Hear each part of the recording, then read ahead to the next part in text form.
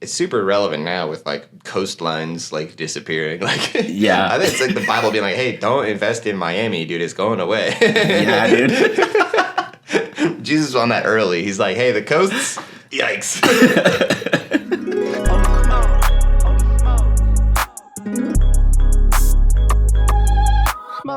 You're from Indiana, right? Yes. We're in Indiana. I'm from Noblesville, Indiana. It's a suburb just north of Indianapolis. Okay. What's something that Noblesville's known for? What is Noblesville known for? Well, our high school mascot is the Millers. Fun. So it's like a strong guy with a big sack of flour on his shoulder. I always thought that was just like a funny high school mascot because everyone was always confused. Of other significance, we haven't had like a ton of celebrities come from Noblesville, but it's just like a North Indy mid-sized suburb, very average suburb of a mid-sized city. Oh yeah, I like the Millers. So that's nice. It's very kind of agricultural, or he's got a bag of flour. Yeah, and it's so funny because then I went to Purdue for college, which are the Boilermakers. Yeah. So I just had like these jacked tradesmen doing manual labor as like my mascot from freshman year of high school through senior year of college. Yeah, it is funny that these academic institutions' mascot is someone who probably didn't go to school and is just hefting sacks. Yes, exactly. Like Purdue's like a famous like engineering like astronaut sending school, and it's a nerd school. It's completely just a strong guy with a hammer. It's just to motivate and be like, you could be a version of this cool if you get really good at building stuff. Yeah, no, it was a nerd school for sure. I mean, what is a rocket ship if not a train pointed up? You know. Yes, exactly. That's so true. Yeah, straight to the moon. Yeah. What was your college? I went to Calvin in Grand Rapids, Michigan. Okay. What's the mascot for that? They're the Knights. But the origin was because it's a Christian school. People would like jokingly call them like the Calvinites. Like it was like a people group from the Bible, and then they got shortened to the Knights. Which is kind of cool. And then because I was also a tour guide on that campus, I was like in college. Just walking people around. But usually there would be like a dad on the tour who like went to that school, and I would just kind of let him drive. He'd be like, oh, there used to be, was there a gym here? And I'm like, yep, that's still a gym. That kind of stuff. So in Indiana, I think of it as being pretty religious. Was it a religious upbringing for you? Yes. Yeah, very. I went to Catholic school from 2nd grade through 8th grade. Mm-hmm. And then I was heavily involved in my church from being born all the way until I left for college. Okay, yeah. Catholic. I think of you as being like of the good boy mold. Were you a pretty like obedient kid? Very obedient kid. I feel like I could read that. I was not a troublemaker at all. Yeah, same. Not one bit. Like never bothered me. Like I thought like a lot of my friends got in a lot of trouble, but I was just like I'm too scared of everything all the time. Yeah, I feel like I've heard of that. I mean, it's with a lot of Christians, but Catholics especially, like the guilt and like fear aspect of it. Did that weigh on you a lot when you were a kid? Yes. Well, like guilt for sure. And I feel like, are you Catholic too? Nah, we were like Presbyterian. Okay. I said that real Southern. Presbyterian. We were like, yeah, I feel like that was something where like I was always very scared of getting in trouble. Or I feel like even when you learn about some of those concepts at like such a young age, like heaven and hell and like the sacraments in terms of like how intense those are in the Catholic Church too. It definitely just brings like an awareness at a very young age of like, whoa, these are big rules, and if you mess up, you're screwed forever. Yeah, Catholics do it in such a gothic and intimidating way. Like even the architecture and stuff is just it's meant to put a little. It's like the fear of God in you, you know? Yeah, it's a confusing religion too, because I feel like there's such a like center too on like hope and like everything working out and like eternal forgiveness as well, but then it feels just overshadowed by the concept of like the devil and hell. And like I feel like that is just funny. It's just very interesting to like learn about that in an intense way at a young age. Oh, totally. Yeah, I was talking about this on Carly's episode about how like just the crafts when you're like coloring, but it's about like someone getting stoned. Like yeah, it's so like to think that was like such a big part of like the classes I was into the whole time. Like from a young age to have like a religious class. Oh yeah. Through elementary school is really like being like you will learn this religion very thoroughly. Yeah. Like we had Bible class too, and I remember one of our teachers. His whole thing is he was kind of like a reformed bully. Like the thing he'd always like testify about is he's like I used to be like a bad guy. I was like a bully, but now I'm not. I'm like a pastor. I'm nice and stuff. But it's like yeah, dude, you also just are 50. Like, you don't get to do like active bullying at that age anyways. He's like, I remember one time, it was funny because he said it like it was like a great shame, but we thought it was an awesome story. He's like, I was fighting this kid and I pushed him down and I took some dog poop and I put it in his face. And we were like, ah! And he's like, no. That was bad. It's an example of a bad thing I did. And we're like, that's really funny though. He's like, it was super funny though, but it was bad. I feel like you were trying to tell us you were the best of the best, maybe? Yeah, that you were awesome when you were a kid. I remember he would just like, hey, pick a verse, whatever verse you're feeling. We're just gonna go around and read like one verse that's like meaningful to them. And of course, one of my buddies in like 7th grade was like found the verse. It's like, and their members were like that of a donkey, and their emissions were like that of a horse. He found like the horse jizz verse and was like letting that rip. And before teacher, Mr. Palmer's just like, okay, guys. Yeah, it's funny being the good kid, like enjoying the benefits of like just laughing at what the bad kids do. Like, did you feel that too? Like, do you feel like that was your? I was a big good boy. Yeah, I was kind of gold. I was a kid that like, you know, I went to a tiny Christian school. About one per class per year. That's what mine was too. Yeah, yeah, it was like the same 23 kids the whole way through. Oh yeah, how small are we talking? How tall was your graduating class? Our graduating class was probably like 24, I would say. Dude, that's crazy. Because mine was like 22, and no one's ever in that range. Okay, yes. Wow, so small Catholic school. Super small Catholic school. Wow. Yeah. I usually think a Catholic school is having more people and money, but I guess they can also be small. Yeah, it was small because it was new. It was like the first at like this old church. I think now it's grown into like a decent size from like what I know, but I was definitely like the early stages of it. So like it was kind of a jump to be like part of like first class because for like the families that didn't like it was just brand new school. Did you have? I feel like we kind of had a dynamic where because it's not that many people sort of fill multiple roles. Mm-hmm. Like in a bigger school, you might be sort of only a jock, but like we needed a point guard, so I was kind of both a jock and like a nerd, you know? Yes, exactly. I completely feel that. Yeah, that was my experience too, and mine was interesting because my class was like always like there was usually somewhere between like 2 to 4 girls total. Yeah, my whole elementary school, so it was all like a class of boys. It's like, which one? Who are you into? Yeah, and it's like that's such a funny universal thing too. Like all the guys in my class was this one girl, like she was like the one consistently like cute girl growing up all the way through, and it's so funny to think that like me and like 16 of the other boys were there just like, oh, she's like so hot. It's so funny to think back on. Insane. What is it about a school with these tiny classes having so many dudes? My senior class, there was like 22 people, but like 6 girls maybe, and that was like kind of a lot. Like elementary school was like those are the 3 girls that we got right now. So they're gonna walk around the perimeter of the mulch and talk. Yes, and then we all have to play football. So like you have to have some level of toughness because like there's nothing else to do, and you want to like fit in with those kids that like are playing football and like just crazy shit. Yeah. Did you have to? How would you determine? Did you guys just do first downs, or was it just 4 downs to score? I remember we used certain like fence posts. Was like that was first down. That's you fence post. Yeah, same thing. It was like in a pretty decent sized field, but we had like the doors were the markers for like the multiple downs. Yeah. And arguing about whether you were 2-hand touched. Yes, that was pushed. Just one. Yeah. Yeah, one, and then like my jacket doesn't count. Get the fuck out of here, Bryce. But then like what's funny is when I was in 7th grade, the 8th grade class had a bunch of guys that were like legit bullies. So it was funny to be on like the underdog like side of like we had the 8th graders that would like tackle us when we would do like 7th versus 8th grade recess. And they would tackle us like super hard and pick on like there was an 8th grader whose younger brother he'd like beat the shit out of and was so mean to him. So I feel like our class was like defensive of this guy in our grade. Yeah. Against his older brother. But yeah, dude, those dynamics are so funny. Let's do that's actually a good scene. Is like let's do like recess football, but it's got some of the elements of like the NFL. Okay. Okay, cool. That's like good. All right, time out. Bring it in.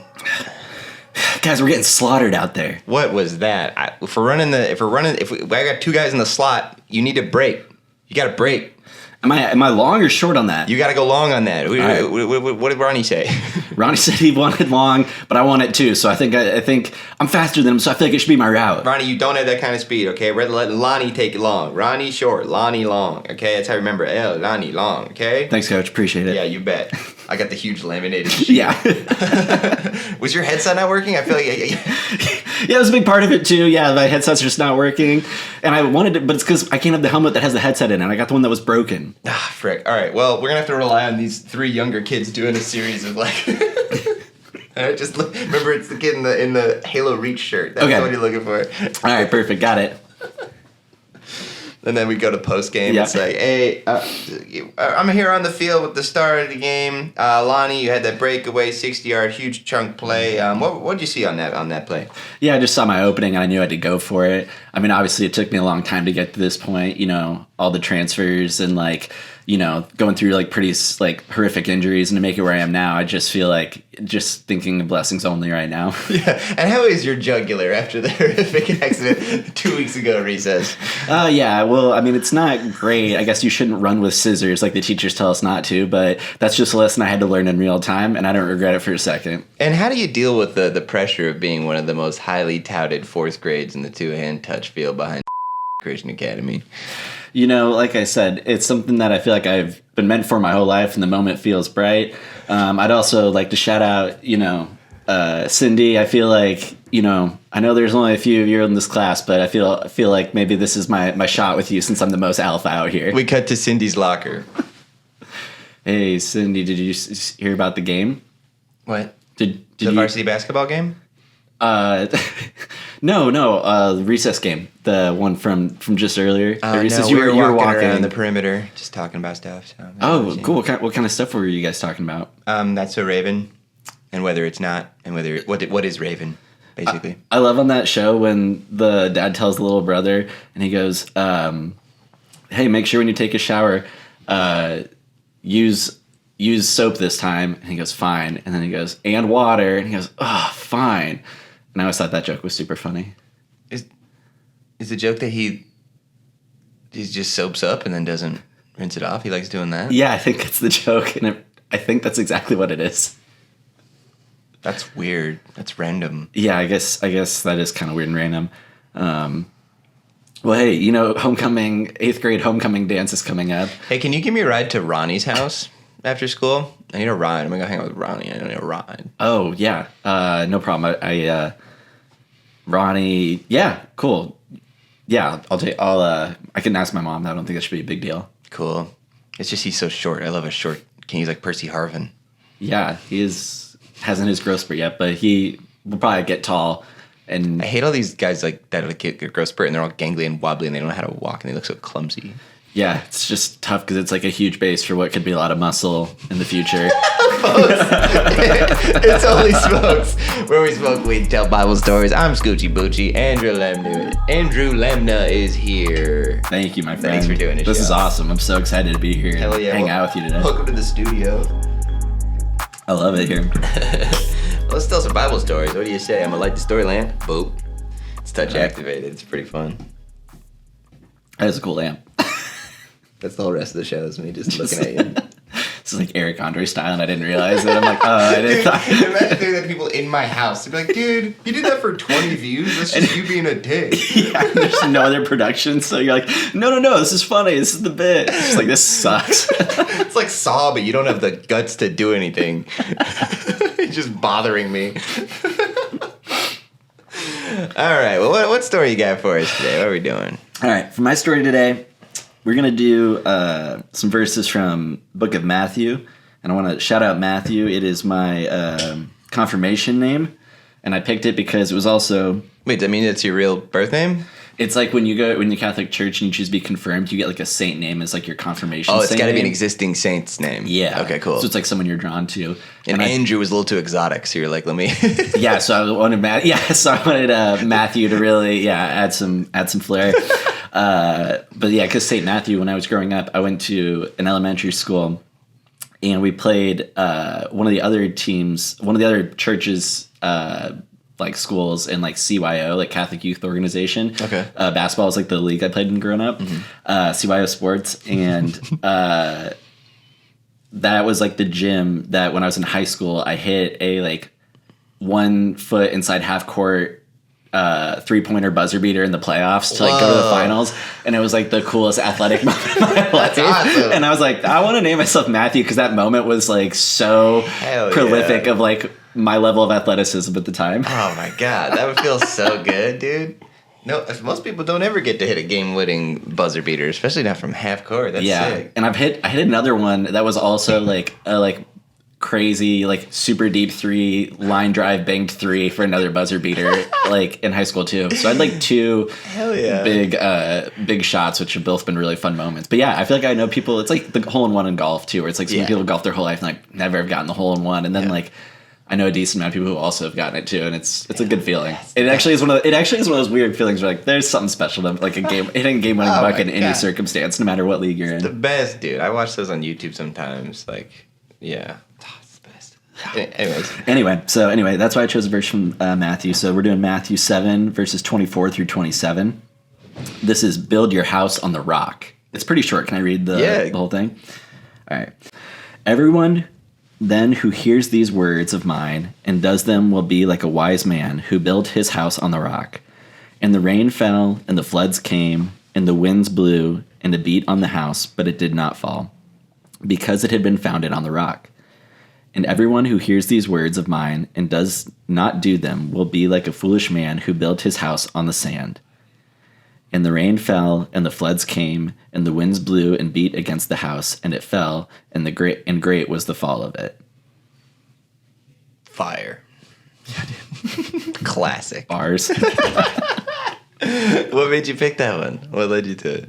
Like I said, I just decided I was going to pick something from Matthew, and then I found that one, and I remember I was like, oh, because like the Bible has like such good like parables and like lessons in it, and I remember like earnestly being like, when I learned that as a kid, being like, that's such a good thing to think about in life. Metaphor. Every time I hear it, I'm like, yeah, like you gotta put your eggs in the right basket, gotta do stuff the right way. Yeah, it's funny. I feel like that's one of those that like I've definitely referenced to people and they don't get it. Like, as I just forget how like Bible-y my background was, I'll be like, you know, something bad will happen. I'm like, well, they built a house in the sand. And they're like, people are like, what's up? Yeah.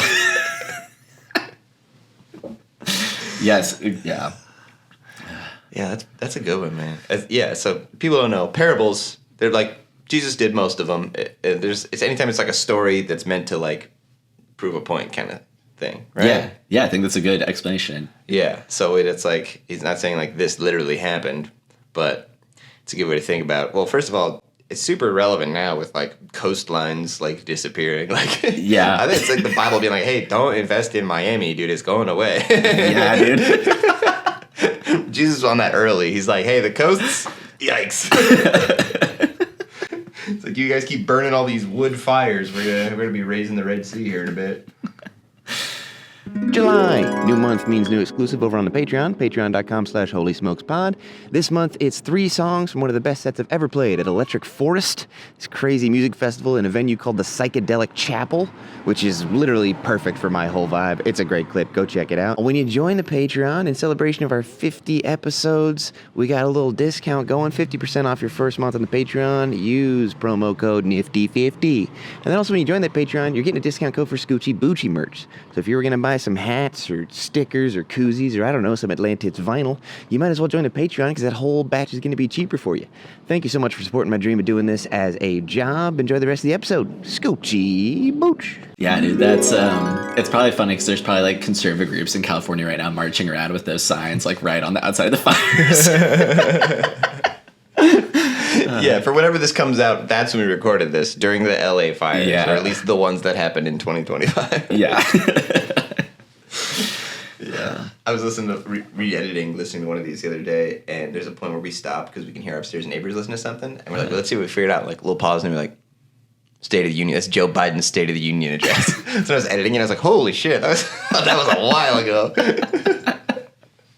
This podcast is relevant and topical, but just to something that was written like over 2,000 years ago. Yeah, it's a podcast. It lives forever anyway, which is fun. Yeah, that too. Come back to it anytime. Hey man, if I had a nickel for every time I made something and it got no views, and I was like, someday people are going to come back and watch it, which is something I would never do for anyone else. So I don't know why I expect that for myself. Right, I completely relate to that. But it is crazy. Like sometimes you'll find like old, like especially I feel like being into comedy, like old like web series from like comedians that you love, and it's like, oh my god, this is so funny. I wish that this had like gotten bigger views when it was made, and now it just feels like a few years like buried in YouTube, sort of. Yeah, definitely. I used to watch Kyle Mooney before he was on SNL, like his old YouTube days, like Sporty. I think was the first one where he's got the sleeve that says sports and he keeps showing it. Yeah.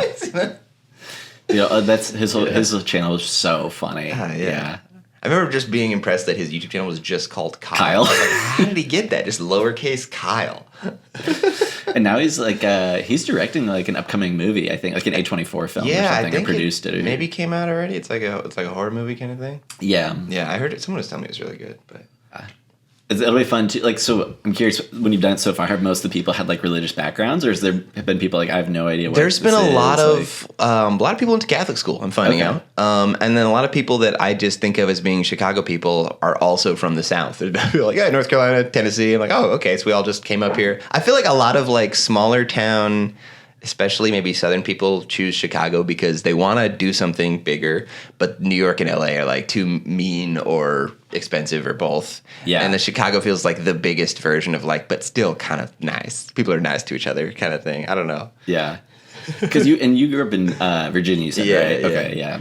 No, it feels very common. I feel like, I do know. I feel like I've made a lot of friends here that are like from all over the Midwest. But it's also fun. I feel like I've met so many people and have friends that are just like from Chicago too. Yeah.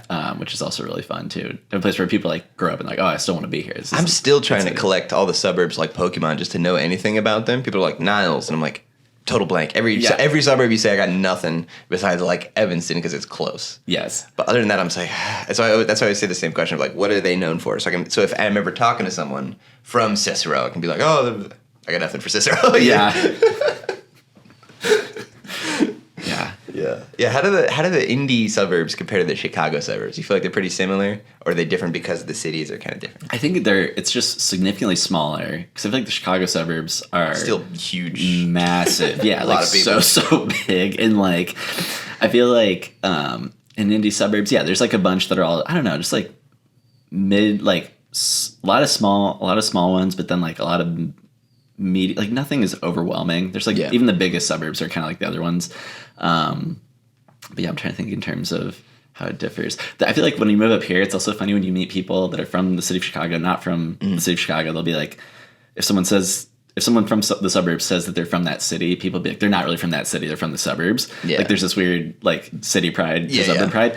And I feel like that didn't really exist in, at least that I'm aware of, in like central Indiana, where tons of people, I feel like in a lot of other states, you're just like, oh yeah, I'm from like this city. When people ask, they're like, oh, it's a suburb of this. Right. But I feel like it's funny to be, I remember people like being offended by the division. There's like, who cares? This is all right here. Like, that's such a Chicago thing too. I feel like New York has a lot of that too. It's like, I'm from the fucking city, dude. No, I'm not fucking Niles. I'm from it. It's like it has to have been worth it. Yes, I have to get some sort of pride from this. Just fuck the fucking bus and shit. This has to be worth something. It's funny. I'm on a rec basketball team with I'm like the youngest guy. I'm 30, and they're like up in their 40s and stuff. So a lot of them have kids, and so then the league was in the suburbs. So I had to like get a ride out there or whatever, but. It's funny to think about how, like, that is the common path. Like, maybe you live in the city, but then when you have kids, you go to the burbs. Mm-hmm. So, like, really, we're surrounded by a great wall of children. Just in all if you go a few miles in any direction outside of the city, it's just children. Just everywhere. Of children. Where you grew up, what size was the city? So it's very much a college. It's honestly, I've been to West Lafayette, where Purdue is, a few times because my dad went to grad school there, and then I got an aunt and uncle that lived there, so we go there for Thanksgiving a lot. I feel like it's pretty similar, where like it empties out when schools are not in session, and then it gets way more busy when school is in session. Okay, big state school kind of vibe. They're pretty similar in a lot of ways. I think engineering type schools and stuff. The difference is it's in the mountains. It's in the Blue Ridge Mountains, part of the Appalachians, and southern Virginia. So if you're facing it's like the shoe comes down here. It's like down near the tip. We're like 40 minutes from West Virginia. Okay. So it's this weird little pocket of academia and like internationals and stuff in the middle of like. So we got some of both. In my high school, there was like some like professors' kids and some like just like camo kids or whatever, and got along great, but.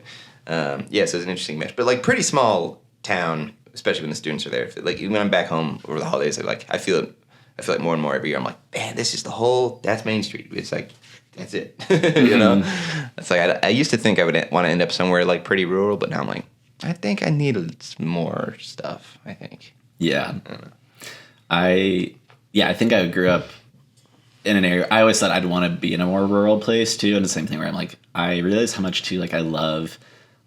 Just like proximity and like being close to everything and being close to like it doesn't bother me to like have to street park all the time or take transit. And for some people, like, oh, I couldn't do that. It's just really funny. Yeah, I'm just used to. Well, and now that I'm like, I've been a non-car boy because it's one of the only American cities you can even do that at all. I went back to Grand Rapids for a wedding this past weekend, and we're like, oh, we're walking distance from this breakfast place from a hotel. Let's just walk over there. We had to like scramble down a bank because if you don't have a car, that's like there's not even a sidewalk. It's like it's just car world, and I'm like, okay, that's something I like more about Chicago. You can, in theory, walk to some stuff. You know?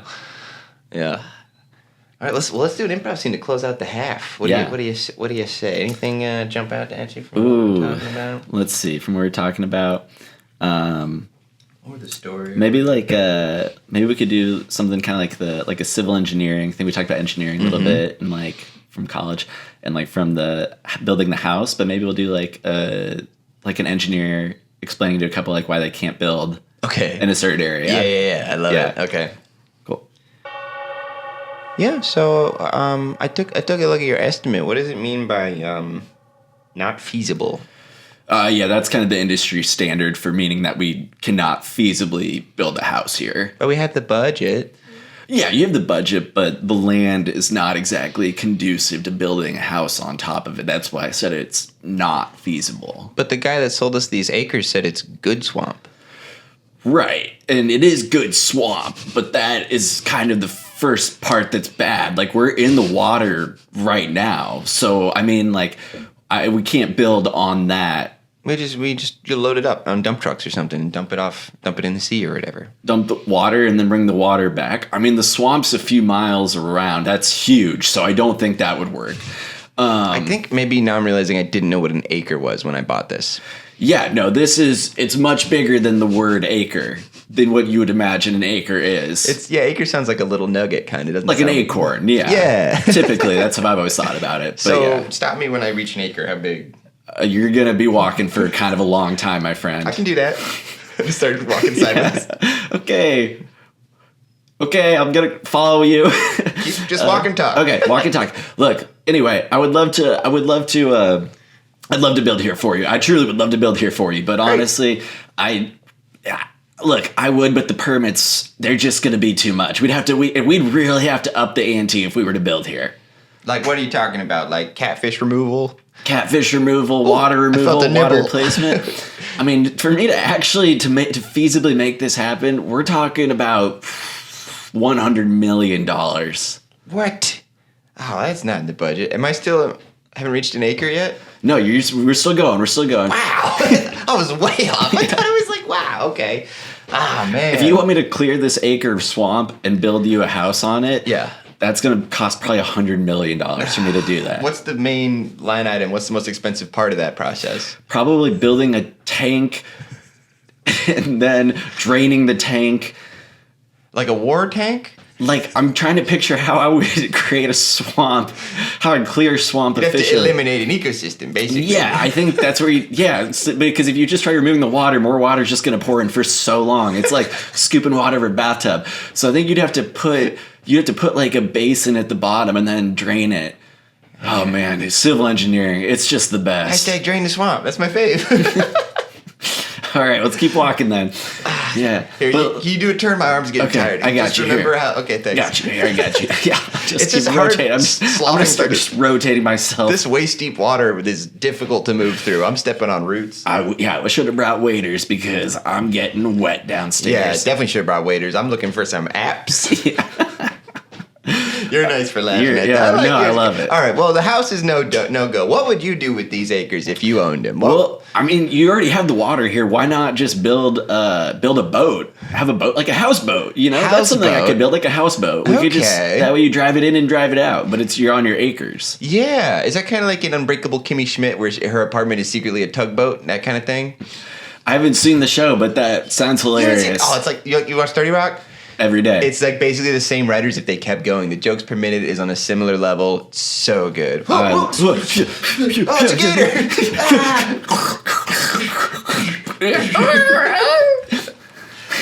Oh my god, you saved me.